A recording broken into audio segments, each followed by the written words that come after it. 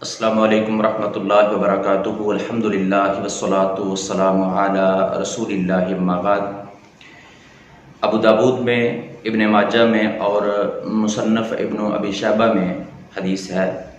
عبداللہ ابن عمر رضی اللہ عنہما بیان کرتے ہیں کہ رسول اللہ صلی اللہ علیہ وسلم نے یہ دعا صبح و شام کبھی نہیں چھوڑی، یعنی ہمیشہ رسول اللہ صلی اللہ علیہ وسلم صبح و شام یہ دعا پڑھا کرتے تھے۔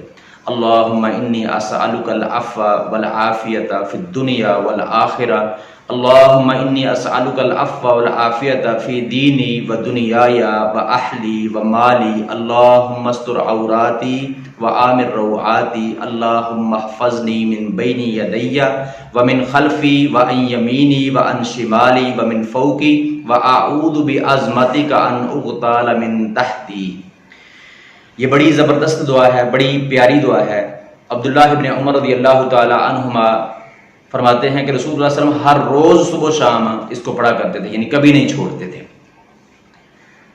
تو یہ بڑی زبردست دعا ہے، اس میں بندہ اپنے آپ کو اللہ رب العالمین کے سپرد کرتا ہے، دنیا میں بھی اور آخرت میں بھی، یعنی دنیا اور آخرت کا مالک، بادشاہ، شہنشاہ اللہ رب العالمین کو، اس کی ربوبیت اور اس کی الوہیت کو بیان کرتا ہے، اور اپنی عاجزی، انکساری اور اللہ کا بندہ اور غلام ہونا جو ہے اللہ رب العالمین کے سامنے اس بات کو رکھتا ہے، بیان کرتا ہے۔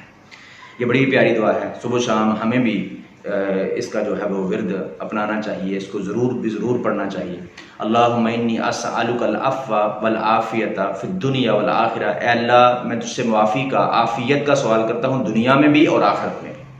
اللہم انی اسألک العفو والعافیۃ فی دینی و دنیای و اہلی و مالی، اے اللہ میں تجھ سے معافی کا، عافیت کا سوال کرتا ہوں اپنے دینی معاملات میں، اپنے دنیاوی معاملات میں، اپنے اہل و عیال کے معاملات میں، ان کے بارے میں۔ اللہم استر عوراتی، اے اللہ میری پردہ پوشی فرما، میرے عیبوں کو چھپا دے۔ وآمن روعاتی، میری گھبراہٹوں کو امن میں رکھ، امن عطا فرما دے۔ اللہم احفظنی من بین یدی و من خلفی و عن یمینی و عن شمالی و من فوقی، اے اللہ میری حفاظت فرما، میرے سامنے سے، میرے پیچھے سے، میرے دائیں جانب سے، میرے بائیں جانب سے اور میرے اوپر سے۔ وَأَعُوذُ بِعَظْمَتِكَ أَنْ أُغْتَالَ مِنْ تَحْتِي، اور اے اللہ میں تیری عظمت کی پناہ چاہتا ہوں کہ مجھے میرے نیچے سے کوئی ہلاک کر دے۔ تو یہ بڑی زبردست، بڑی پیاری دعا ہے۔ اللہ رب العالمین سے بندے کا تعلق جو ہے اس کا بندہ اظہار کرتا ہے۔ تو ہمیں بھی ضرور جس طرح کہ عبداللہ بن عمر فرماتے ہیں رسول اللہ صلی اللہ علیہ وسلم کبھی اس کو نہیں چھوڑ دیتے ہیں، ہر روز صبح و شام اس کو پڑھتے، تو ہمیں بھی صبح و شام اس کو ضرور پڑھنا چاہیے۔ اللہ